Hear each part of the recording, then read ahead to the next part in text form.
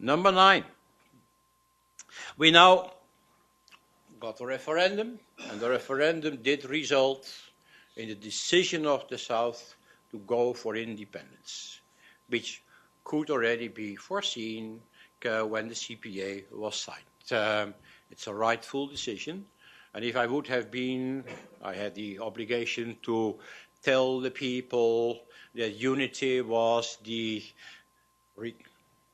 most attractive option. That was my mandate on the basis of the Security Council resolution. But of course, if I would have been a politician in the South, I would not have trusted the North anyway, and I would also have campaigned for secession, separation.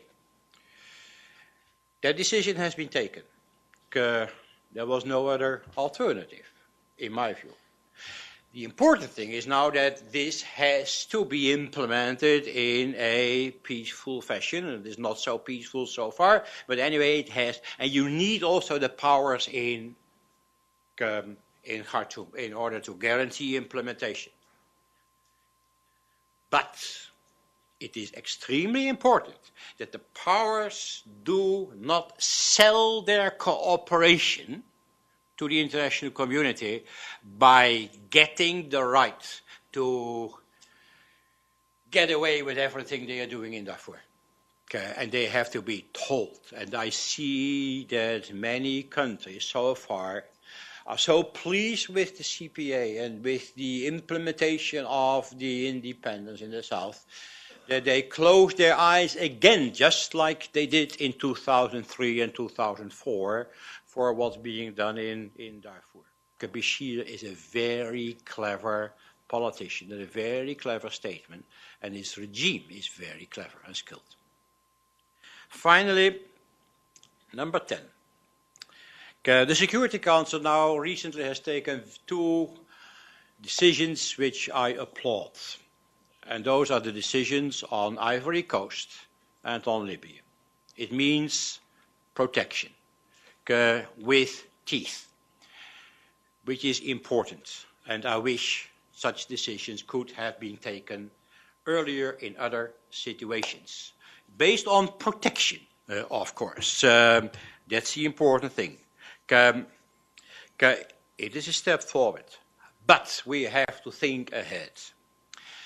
Those implementations in the future should not be left to coalitions of the willing. There should be a different structure. There have been made many proposals, but we need a different structure. Coalitions of the willing, as soon as they get a mandate, don't give it up very soon. There is no structure of decision-making in coalitions of the willing, and at a certain moment coalitions of the willing can become very counterproductive in their implementation. And secondly, in such situations you often have what's being called collateral damage, and collateral damage means people being killed, civilians being killed, because coalitions of the willing come with a lot of military power, sometimes anonymous power, and they hardly see the people on the ground anymore, and that is very counterproductive. You need, in one way or another, also still boots on the ground. And thirdly, related to this, you need a political strategy again. If you do not go for regime change, that would imply, and it is difficult, a political strategy which provides a backdoor to the regime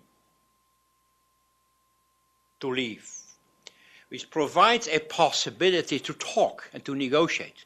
So you negotiate with the villains if you do not want to go for regime change, which very often is not the case, and you have to protect them, which is extremely difficult.